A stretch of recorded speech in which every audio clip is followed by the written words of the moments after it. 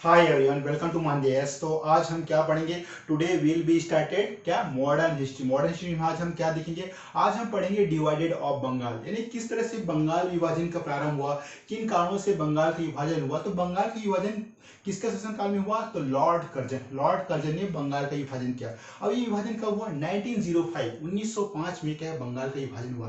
तो आइए आज हम क्लास में ये पढ़ेंगे कि जो बंगाल का विभाजन किन कारणों से हुआ और लॉर्ड कर्जन ने इसका विभाजन किस लिए किया। तो बंगाल का विभाजन बंगाल के विभाजन पढ़ेंगे। तो बंगाल का विभाजन कब हुआ था? 1905 में हुआ था। इसका विभाजन कब हुआ था? 1905 में। किसने किया था? आपका लॉर्ड कर्जन, अर्जन फर्जन कर्जन, लॉर्ड कर्जन ने इसका क्या डिवाइडेड कर दिया था। किन कारणों से किया था? देखिए, बंगाल उस समय काफी बड़ा प्रांत हुआ करता था। जो आज का बंगाल आप देख रहे हैं वो बंगाल नहीं, उसमें पूरी बांग्लादेश हो गया आपका, असम, मेघालय, त्रिपुरा त्रिपुरा नागालैंड, और क्या आपका अरुणाचल प्रदेश हो गया, नागालैंड हो गया, मिजोरम हो गया, त्रिपुरा। तो ये सब क्या पूरी बंगाल है। पूरी बंगाल में कौन कौन आते थे? और बंगाल, बिहार, उड़ीसा, तो ये सब क्या स्टेट आते थे। तो जो इन सब स्टेट को चलाने के लिए क्या अंग्रेजों को क्या है, काफी अत्यधिक सैनिकों की आवश्यकता होती थी, काफी धन खर्च उठाना पड़ता था। तो क्या किया लॉर्ड कर्जन ने? क्या दिमाग लगाया कि भाई हम बंगाल का विभाजन कर देते हैं। इस तरह क्या है, हमारे जो सिर पे बोझ भी कम रहेगा और हम काफी अच्छी तरह से इन जगहों पर शासन कर सकते थे। तो इस तरह क्या है, लॉर्ड कर्जन ने क्या है, इन सभी स्थानों का क्या है आपका डिवाइड कर दिया। सभी स्थान नहीं, सिर्फ बंगाल के विभाजन। तो बंगाल एक क्या है, बहुत बड़ा प्रांत था। तो आज तो सिर्फ पश्चिम बंगाल है, और जो बंगाल, बिहार, उड़ीसा भी अलग स्टेट हो गए हैं। आपका इधर उत्तर पूर्वी जो एरिया है आपका, सिक्किम, नागालैंड, अरुणाचल प्रदेश, ये सब भी अलग हो गया। तो उस समय क्या है, ये सब एक ही एरिया में थे। मतलब ये बहुत बड़ा, ये बंगाल एक बहुत बड़ा प्रांत था। तो आज की क्लास में हम ये देखेंगे कि जो लॉर्ड कर्जन ने बंगाल का विभाजन किस प्रकार और किस तरह किन आलोचनाओं को सहते हुए इसका विभाजन किया। तो देखते हैं, 25 जुलाई यानी 25 जुलाई, आपका 25 जुलाई को लॉर्ड कर्जन ने एक आदेश जारी किया। अब देखिए भाई, किसी भी काम को करने के लिए हमें तो प्रारंभ करना पड़ेगा। तो उन्होंने क्या किया, लॉर्ड कर्जन ने एक आदेश दिया कि अब हम बंगाल का विभाजन कर रहे हैं। तो उन्होंने क्या किया, 25 जुलाई को क्या है, एक आदेश जारी किया, नोटिफिकेशन। क्या क्या किया, एक नोटिफिकेशन जारी किया, जिसमें क्या है, बंगाल को ना क्या, दो भागों में बांट दिया। अब नोटिफिकेशन दिया भाई कि अब हम बंगाल को तोड़ रहे हैं, तो भारतीय लोगों को बताना बहुत जरूरी है। तो वैसे भी शासक तो अंग्रेज बड़े अधिकारी होते थे, जो भी फैसले लेते थे सब वायसराय लेते थे। तो लॉर्ड कर्जन ही क्या उस समय वायसराय थे भारत के। तो उन्होंने क्या महत्वपूर्ण फैसला लिया। तो कैसे विवाद हुआ, किस तरह से बंगाल का विभाजन हुआ, इसे हम देखते हैं। ओके, तो विभाजन के लिए उन्होंने क्या तर्क दिया? विभाजन के लिए तर्क दिया कि बंगाल का प्रांत इतना बड़ा था। मैंने वही बताया ना कि कर्जन क्या चाहता था कि हम आसानी से भारतीय लोगों पे शासन कर सके। तो वो काफी बड़ा प्रांत था बंगाल, तो बंगाल को संभाल नहीं पाते। तो उन्होंने क्या तर्क दिया, अपना नोटिफिकेशन जारी किया 25 जुलाई के। उसके बाद उन्होंने क्या सामने अपना क्या पक्ष प्रस्तुत रखा कि बंगाल काफी बड़ा है। देखिए देखिए, अब बंगाल क्या इतना बड़ा था कि उसका प्रशासन एक प्रांतीय सरकार द्वारा चलाना संभव। देखिए, अब वही बात मैंने आपको शुरू में बताया कि बंगाल काफी बड़ा था। तो वहां पे क्या अंग्रेज अपना शासन नहीं चला पा रहा था। तो अब शासन को चलाने के लिए क्या इनको जो एरिया था, जो एक भाग था, उसको तो छोटा करना ही था। इतने बड़े साम्राज्य को क्या अंग्रेज वैसे भी भारत तो बहुत बड़ा साम्राज्य था। लेकिन क्या है, एक मुट्ठी भर अंग्रेजों ने क्या इतने बड़े भारत को कैसे शासन किया? देखिए, लोगों में अशिक्षित वर्ग था, लोगों में क्या है, एकता नहीं था, राष्ट्रीयता भावना नहीं था। और क्या अंग्रेजों ने इन्हीं जो आपसी मतभेद फूट डालो और राजनीति नीति के आधार पर ही भारत जैसे विशाल साम्राज्य पे उन्होंने क्या है, यहाँ पे अपना शासन चलाया और भारतीयों को क्या है, गुलामी में रखा। तो इस तरह से इन्होंने अपना काम किया अंग्रेजों ने। तो देखते हैं हम। देखिए, उसका प्रशासन क्या है, एक प्रांतीय सरकार द्वारा चलाना संभव नहीं था। लेकिन इसके पीछे क्या, इसके पीछे उद्देश्य क्या था, मतलब क्या थी इसके पीछे उद्देश्य? क्या इसके पीछे एक उद्देश्य, क्या राजनीतिक उद्देश्य से भी क्या बंगाल के विभाजन किया गया। तो ये है, इसके पीछे क्या है, राजनीतिक उद्देश्य भी थे। देखिए, बंग भंग, देखिए आप उसमें कहता है, बंग भंग वास्तव में क्या है, राष्ट्रवाद की बढ़ती हुई शक्ति को तोड़ने का प्रयास था। क्या था भाई, आपका बंग भंग क्या है, आपका जो बनती हुई राष्ट्र को क्या तोड़ने के लिए एक प्रयास था। जो उस समय राष्ट्र बन रही थी ना, उसको तोड़ने के लिए क्या है, ये बढ़ती हुई शक्ति को तोड़ने का पूरा प्रयास था। अब देखते हैं हम विभाजन, जो आपका बंगाल का विभाजन किस तरह से हुआ, तो किन कारणों से हुआ, उसके बारे में देखते हैं। विभाजन तो बंगाल के एक भाग में देखिए, विभाजित जो डिवाइडेड बंगाल था ना, वो क्या था, एक भाग में आपका था पूर्वी देखिए आपका पूरी बंगाल में कौन कौन सा एरिया आता था, आपका असम हो गया, देखिए असम हो गया, नागालैंड, मिजोरम, त्रिपुरा, सिक्किम, ये सब एरिया आते थे, जिसकी आबादी लगभग कितनी थी, 3.1 करोड़ थी। कितना थी, देखिए 3.1 करोड़ किसकी आबादी थी, पूरी भारत। पूरी भारत में कौन आता है, आपका असम। तो ये जो ये सब असम है, नागालैंड, मिजोरम, त्रिपुरा, अरुणाचल प्रदेश, मेघालय, तो इनकी जनसंख्या कितनी थी, 1.3 क्या करोड़ थी। तो इसको क्या है अलग किया गया। तो जबकि दूसरे भाग में आपका शेष बंगाल, शेष बंगाल में क्या आता था, आपका बिहार आता था, आपका बंगाल आता था, उड़ीसा होता था। ये देखिए ना, आपका बिहार आता था, उड़ीसा थे, जिनकी कुल आबादी लगभग कितनी थी, आपका 5 कितना 5.4 करोड़ थी ना। ओके, देखिए असम में कितनी थी, 3.1, क्योंकि छोटा था। और जो आपका बंगाल, बिहार और उड़ीसा कितनी थी, 5.4 करोड़ ना। ये 5.4 आपका 5.4 करोड़ थी, क्या है आपकी जनसंख्या। अब विभाजित बंगाल के पूरी भाग में देखिए, अब जो आपका पूरी बंगाल मतलब कौन सा आता है, आपका आधुनिक बांग्ला जो आज है ना, आपका आधुनिक बांग्लादेश, वो क्या पूरी बंगाल। तो पूरी बंगाल में क्या, पूरी भाग में क्या हिंदू अल्पमत थे ना, जो आज का बांग्लादेश है वहाँ हिंदू अल्पमत थे। कांग्रेस ने क्या इसे धार्मिक, क्षेत्रीय एवं भाषाई आधार पर क्या है, बंगालियों, ये क्या है, बंगालियों में व्याप्त राष्ट्रीयता को बांटने का प्रयास मनाया। तो क्या था, आपका जो बंगाल जो क्षेत्र था ना, तो एक एरिया था पूरी बंगाल में क्या, बांग्लादेश। तो बांग्लादेश में क्या, आधे हिंदू थे, आधे मुस्लिम थे, तो इन सबको क्या बांटने का प्रयास किया, और हिंदुत्व राष्ट्रीयता में क्या है, इनको अलग करने की कोशिश की गई ना। तो यहीं पे वही बताया है कि जो राष्ट्रीयता को बांटने जिसका प्रयास माना, और इसके विरोध का क्या निर्णय लिया। किसके विरोध किया, जो हिंदू मुसलमान थे उस समय, जो बंगालियों में क्या है एक राष्ट्रीय भावना थी, उसको क्या इन्होंने विरोध का एक प्रमुख निर्णय लिया। तो ये था बंगाली विभाजन। और जिसमें जो आपका बंगाली विभाजन के बाद कौन कौन से आंदोलन हुए इसके बारे में देखते हैं। देखिए 7 अगस्त से, देखिए आपका 7 अगस्त से क्या विभाजन विरोधी आंदोलन, क्या विभाजन विरोधी आंदोलन छेड़ दिया गया, जिसमें समाज के सभी वर्ग के लोग क्या है, समाज। अब देखिए भाई, अब ये आंदोलन छेड़ दिया गया और कहा गया कि अब हम क्या है, बंगाल विरोधी जो भी आंदोलन थे उसमें क्या क्या थे, आपके जो सभी वर्गों ने भाग लिया। इसमें थे क्या, आपका जमींदार, या आपका जमींदार हो गया, व्यापारी हो गया, क्या किनके लोग भाग लिया, आपका जमींदार, व्यापारी, वकील हो गया, छात्र हो गया, महिलाएं हो गया, विभाजन के विरोध में। किसके, बंगाल के जो विभाजन के विरोध में क्या इन लोग उठ खड़े हुए और कहा कि देखिए भाई हम बंगाल का विभाजन नहीं करेंगे। लेकिन ये सब क्या है, आपकी महिलाएं हो गया, छात्राएं हो गया, बड़े बड़े व्यापारी हो गया, जमींदार हो गया, तो इन सब क्या है लोगों ने क्या बंगाल विभाजन में भाग लिया। ओके, अब देखते हैं एकता के प्रतीक के रूप में। देखिए अब बंगाली विभाजन से क्या है, आपका एकता के प्रतीक के रूप में क्या, हिंदू मुसलमान, ये आप देख रहे हैं आपका हिंदू मुसलमानों में एक दूसरे को क्या है, एक दूसरे को, भाई अब बंगाल के विभाजन हो रहा है तो हिंदू जो मुस्लिम है आपस में भिड़ गए थे, तो हिंदू मुस्लिम में क्या है, अपने आप को क्या है इस विभाजन में एकता दिखाने के लिए क्या किया, एक दूसरे को क्या है राखियां बांधी। कौन कौन, आपका हिंदू और मुसलमान एक दूसरे को आपस में गले मिले और राखियां बांधी। तो ये थे कारण, देखिए एकता के प्रतीक के रूप में ना हिंदू मुसलमानों ने एक दूसरे को राखियां बांधी। उसके बाद वयोवृद्ध, जो आपके बड़े बड़े जो उस समय वृद्ध नेता थे, उनमें क्या है आपका आनंद मोहन बोस ने फेडरेशन हॉल में क्या है 50,000, क्या फेडरेशन हॉल में आपका 50,000 लोगों को, 50,000 लोगों को संबोधित किया। किसने, वही जो वृद्ध नेता थे आपका आनंद मोहन बोस ना, आनंद मोहन बोस ने क्या किया, फेडरेशन हॉल में 50,000 लोगों को संबोधित किया। और आपका 16 अक्टूबर, देखिए अब फाइनली डिवाइडेड हो गया बंगाल।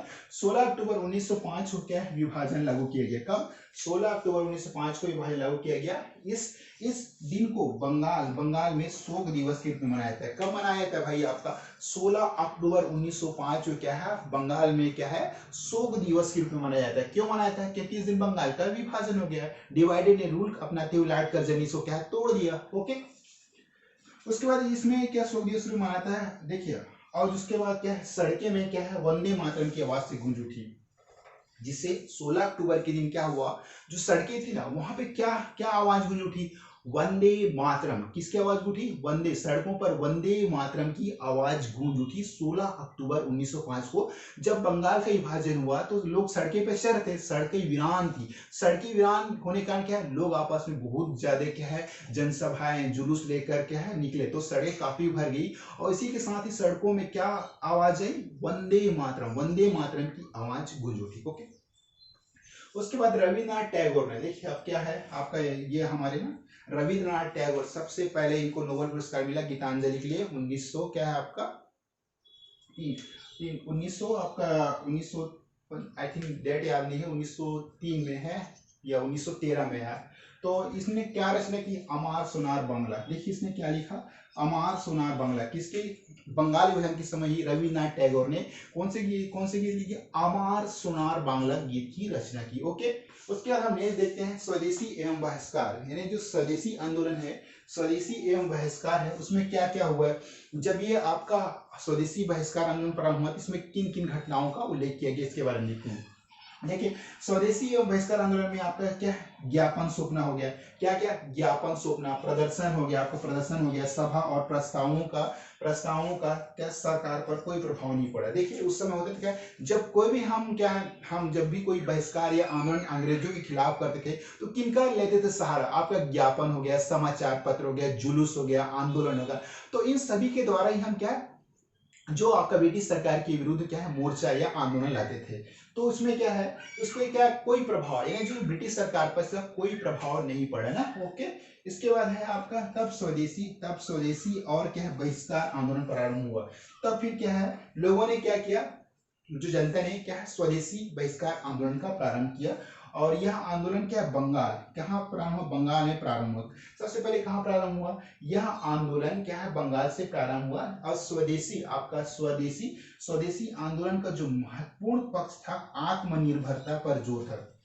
तो आपका स्वदेशी आंदोलन का जो मोस्ट इंपॉर्टेंट थिंग्स क्या था, तो ये लोगों क्या है एक प्रकार से हमारे जो जनता में क्या आत्मविश्वास, यानी जो आत्मनिर्भर कि आप अपने आप में स्वयं को खड़े करने की कोशिश करें, और हमें जो आंदोलन चल रहा है उस पर क्या आप अपना पक्ष, मतदान, निर्णय और सही क्या आंदोलन को आगे चलाने की क्या है, आगे बढ़ाने की आप लोग भरपूर सहयोग दें। तो ये थे एक प्रकार से कि आंदोलन को बढ़ाने के लिए आत्मनिर्भरता का प्रयास किया गया ना। ओके, उसके बाद है विदेशी माल, जो आपका हम भारतीयों द्वारा जो विदेशी जो भी कपड़ा वस्त्र का प्रयोग कर रहे थे तो उसका त्याग करो। तो विदेशी माल हो गया आपका शिक्षा न्यायालय हो गया का बहिष्कार, किसका बहिष्कार किया गया, विदेशी माल हो गया, शिक्षा का बहिष्कार किया गया तथा स्वदेशी माल, आपका स्वदेशी माल हो गया, शिक्षा संस्थाओं हो गया, वो क्या पंचायतों के प्रयोग की अपील की गई।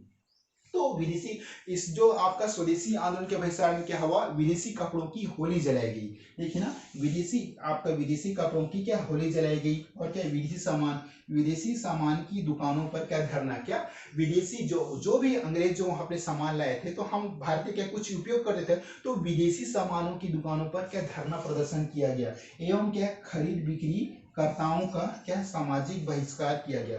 तो आपका ये हो गया आपका विदेशी, मतलब जो यही कहना है कि जो उस समय जो स्वदेशी बहिष्कार आंदोलन प्रारंभ हुआ तो स्वदेशी वस्तुओं को क्या है, जो आपका अंग्रेजी द्वारा प्रयोग किया, अंग्रेजी लोग जो लाए थे, जैसे स्वदेशी माल हो गया, बहिष्कार हो गया, पंचायत न्यायालय हो गया, तो इन सब को क्या स्वदेशी बहिष्कार किया। और कहना क्या था कि हमारे देश में बनी हुई चीजों का ही आप लोग उपयोग करें। ओके, तो ये सब क्या स्वदेशी वस्तुओं का, जो विदेशी माल है उनका क्या है बहिष्कार किया गया ना। विदेशी कपड़ों की होली जलाई गई, विदेशी सामान की दुकानों पर धरना प्रदर्शन, खरीद बिक्री कर्ताओं का सामाजिक बहिष्कार किया गया। ओके, उसके बाद जो आपका बंगाल में कौन कौन सी गतिविधियां उत्पन्न हुई, कौन कौन सी गतिविधि के कारण हुआ, इसके बारे में देखते हैं।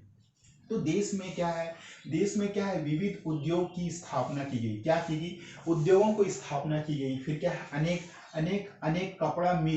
अनेक कपड़ा मिलें खोली गई। साबुन और क्या क्या आपका साबुन और माचिस के कारखाने खोले गए। बैंक और बीमा कंपनियां खोली गई ना। देखिए उस समय क्या है, ये सब चीज नहीं खोली जाती थी, लेकिन क्या है हमारा भारत देश उस समय एजुकेशन में बहुत पिछड़ा हुआ था। तो ये सब क्या एक प्रकार से एक धीरे धीरे आंदोलन लाते थे, जिससे क्या इनका प्रचार प्रसार होता था। तो क्या बैंक और बीमा कंपनियां खोली। प्रफुल्ल चंद्र राय ने क्या बंगाल केमिकल स्वदेशी स्टोर। तो आपका सबसे पहले किसने खोला, प्रफुल्ल चंद्र राय ने क्या बंगाल में क्या केमिकल, जो आपका केमिकल होता है ना, कुछ भी स्वदेशी स्टोर, यानी जो स्वदेशी क्या मतलब होता है, हमारे भारत देश में जो निर्मित वस्तुएं होती हैं उन्हें स्वदेशी का था।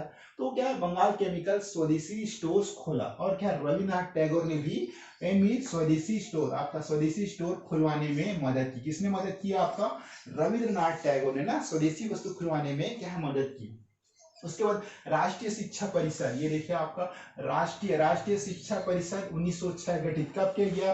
राष्ट्रीय शिक्षा परिषद 1906 में गठित किया गया, मतलब गठन हुआ, सब खोला गया। फिर आपका राष्ट्रीय कॉलेज 1906 में फिर कलकत्ता में खोला गया, उसमें क्या है आपका अरविंद घोष ने सहयोग दिया था ना, अरविंद घोष। उसके बाद है स्वदेशी बांधव समिति गठन का, भैया आपका स्वदेशी बांधव समिति गठन का स्टार क्या? अश्विनी कुमार दत्त, क्या अश्विनी कुमार दत्त ने। उसके 22 साल सम्मेलन, देखिए आपका ये 22 साल सम्मेलन, 22 साल क्या? 22 साल सम्मेलन का आयोजन कब हुआ? 1906 में हुआ। फिर राष्ट्रवादी काव्य गद्य और पत्रिका का विकास हुआ, किसका विकास हुआ? ये सबका विकास बंगाली भजन के समय हुआ। क्या हुआ? राष्ट्रवादी काव्य गद्य और पत्रकारिता का विकास हुआ। उसके बाद क्या? बंगाल के युवकों, जो बंगाल के समय युवक थे, नौजवान थे, छात्रों का क्या जोश एवं महिलाओं की भागीदारी महत्वपूर्ण थी। तो इसमें क्या है, जो भी शहरी होता था आपका, शहरी हो गया, मध्यम वर्ग की महिलाओं ने जुलूसों और धरनों में भाग लिया। किनको भाग लिया? आपके जो बंगाल के युवक, जो नवयुवक थे, छात्रा थे, छात्रों में काफी जोश होता था। ये महिलाओं ने क्या अपनी महत्वपूर्ण क्या भागीदारी निभाई, और शहरी मध्यम वर्ग की जो महिलाएं थी, उन्होंने क्या जुलूसों और धरना, जो आपके शहर के जो महिलाएं थी, उसमें जो महिलाएं शिक्षित होती थी, उन्होंने क्या धरना और जुलूसों में भाग लेकर इस आंदोलन को आगे बढ़ाया। ओके, उसके बाद सरकारी प्रतिक्रिया। अब क्या सरकारी गवर्नमेंट पॉलिसी का क्या सरकार की क्या इस आंदोलन से प्रतिक्रिया उठी, इसके बारे में हम पढ़ते हैं। आंदोलन की विस्तार के साथ, देखिए आप, आंदोलन के विस्तार के साथ ही सरकार ने दमन नीति का सहारा लिया। क्या नीति का? देखो अब ब्रिटिश सरकार का देखिए कि जो भी आंदोलन होता था तो उस समय क्या लाठीचार्ज होता थी, तो भारतीय लोगों को क्या है एक तरह से दबाने के लिए सिर्फ एक ही नियम लगाती थी कि यहाँ पे जो इनको कंट्रोल करने के लिए लाठी चार्ज कराओ, इनको क्या मुकदमे लगाओ, इनको क्या जेलों में बंद करो। तो ये सब क्या है, ये ब्रिटिश सरकार की एक प्रकार से भारतीय लोगों की जनता में क्या अन्याय था। तो इन्हीं बता रहा है कि इन्होंने किसका सहारा लिया? दमन नीति का सहारा लिया। और छात्रों को आंदोलन से अलग रखने के लिए, देखिए अब उस समय क्या छात्रों को इस आंदोलन से अलग रखने के लिए क्या कुख्यात कालाइयल सर्कुलर निकाला गया। मतलब एक प्रकार से हम क्या बोलते हैं कि छात्रों को आप एक अलग सर्कुलर में लेके रखो। ये ब्रिटिश सरकार ने आदेश दिया था। कलाइलर सर्कुलर क्या होता है? मतलब जो छात्रों हैं उनको क्या है एक सर्कल में आप लो, और इन छात्रों को क्या है बाहर इस आंदोलन में भाग लेने बिल्कुल ना दो। तो ये है आपका कलाइलर सर्कुलर ना। तो छात्रों पर क्या है अनुशासनात्मक कार्रवाई, क्या छात्रों पर अनुशासन है, मतलब आपने हमारे जो शासन को भंग किया, इसके कारण क्या हमको जेलों में भर दिया जाता था या मुकदमा चलता था। तो ये सब थी। तो छात्रवृत्ति की परीक्षाओं में बैठने से रोक, देखिए अब क्या किया सरकार ने दमन की तहत, जो छात्राओं की परीक्षाओं में क्या है छात्रवृत्ति की उस समय जो परीक्षा थी उसमें बैठने में क्या रोक लगा दी। फिर स्कूल तथा कॉलेजों से क्या उनको बाहर निकला दिए गए। जो छात्र उस समय आंदोलन भाग लेते थे उसको क्या है स्कूल और कॉलेज से क्या है निष्कासन कर दिया जाता था। ओके, देखिए आप सरकारी नौकरियों के लिए क्या है अपात्र, और क्या है गवर्नमेंट जॉब के लिए उनको क्या है अपात्र घोषित कर दिया जाता था और कार्रवाई भी की जाती है। देखिए प्रेस की स्वतंत्रता और सार्वजनिक सभाओं पर प्रतिबंध लगा दिया। देखिए प्रेस की स्वतंत्रता और सार्वजनिक सभाओं पर क्या है प्रतिबंध लगा दिया। देखिए अब उस समय होता था हम कोई भी आंदोलन करते थे, मैंने वही बताया हमारे पास क्या एक इंपॉर्टेंट क्या है न्यूज क्या थी, समाचार पत्र के माध्यम से हम अंग्रेजों पर क्या बहुत सारे न्यूज छापते थे। तो ये बताओ सबसे जो अंग्रेजों के कारनामे छपाने वाली न्यूज कौन थी? ABP news. तो अमृता बाजार पत्रिका थी उस समय जो छपती थी। तो इन सब क्या है प्रेस की स्वतंत्रता पर क्या है ब्रिटिश सरकार ने प्रतिबंध लगाने का क्या है पूरा प्रतिबंध कर लिया। और क्या किया सार्वजनिक मतलब कुछ भी होता था तो हम क्या सार्वजनिक सभा करते थे, बड़ी इकट्ठा होते थे, उसमें क्या लोग बड़े बड़े नेता जनता युवा ये सब क्या है इन मोर्चों पर भाग लेते थे और आंदोलन को शांतिपूर्ण निपटाते थे। लेकिन यह जो ब्रिटिश सरकार बिल्कुल भी नहीं चाहती थी कि भारत में कोई भी आंदोलन हो। ओके, तो इसमें क्या उन्होंने प्रतिबंध लगा दिया था। अंग्रेजों ने कूटनीति के, देखिए अब अंग्रेजों की तो एक पुरानी तरीके थी कि छल की विधि से फूट डालो और राज करो। तो अंग्रेजों ने क्या है कूटनीति तरीके से क्या है मुस्लिम सांप्रदायिकता को उभारा। और क्या 1906 में क्या है आपका मुस्लिम लीग की स्थापना। कब हुई मुस्लिम लीग की स्थापना? 1906 में क्या आपका मुस्लिम लीग की स्थापना हुई ना। ओके, जिसने क्या है बंग भंग का समर्थन किया, इसका योगदान दिया, मुस्लिम लीग की स्थापना में योगदान दिया। और जिसने क्या बंग भंग का समर्थन किया। ओके, अंततः ब्रिटिश सरकार ने 1911 में क्या बंगाल विभाजन क्या है को रोकने की घोषणा की। कब की? 1911 में बंगाल विभाजन की रोकने की घोषणा की। और क्या है 1912 में ही विभाजन रद्द कर दिया। कब विभाजन रद्द कर दिया? 1912 में विभाजन रद्द कर दिया ना। ओके, इसका महत्व, इसका क्या महत्व है? इस आंदोलन की जो आपका उपलब्धियां क्या क्या थी, यानी जो बंगाल विभाजन के आंदोलन की क्या क्या उपलब्धि थी, इसमें क्या राष्ट्रवादी, आपका राष्ट्रवादी भावनाओं, क्या आपका राष्ट्रवादी भावनाओं का उभार उभार उभार क्या है, उभार नहीं हो सका। मतलब क्या क्या उधार नहीं हो सका, उधार नहीं हो सका। और जनता क्या है, जनता सदियों से क्या है, पुरानी नींद से, मतलब उस समय जो जनता थी कि बहुत पुरानी नींद से जाग चुकी थी। और क्या है, राजनीति में निर्भर, जो उस समय पॉलिटिकल पार्टी थी, कोई भी बड़े बड़े पॉलिटिकल पार्टी में क्या है, बड़े बड़े नेता क्या है, इसमें लीडर के आपस में मतभेद चलता था। तो इन मतभेदों को समान रूप से एक साथ काम करने के जवानों का क्या है, जो उस समय यंग छात्राएं थे वो भी क्या इस पॉलिटिकल पार्टी में क्या है इंटर करते थे और प्रेस लेते थे और आंदोलन को चलाते थे। तो वही निर्भीक तथा क्या है दिलेर रवैया, मतलब लोगों में क्या है आपका एक प्रकार से खुला ओपन माइंड, नहीं हमें ये काम करना है, मतलब करना ही है। तो वो है आपका दिलेर रवैया। तो दिलेर रवैया अपनाना था। और क्या है, सीख चुकी थी, क्या ये सब भारतीय जनता सीख चुकी थी दिलेर रवैया। यह राष्ट्रवादी आंदोलन में एक क्रांतिकारी छलांग थी। क्या है, कोई भी आंदोलन होता था तो राष्ट्रीय आंदोलन में क्या यह एक क्रांतिकारी छलांग थी। तो हमने ये देखा कि बंगाल की वजह 1905 में क्या लॉर्ड कर्जन ने किया था। तो इस तरह से किन किन सामनाओं करते हुए जो बंगाल के विभाजन काफी विवादास्पद रहा।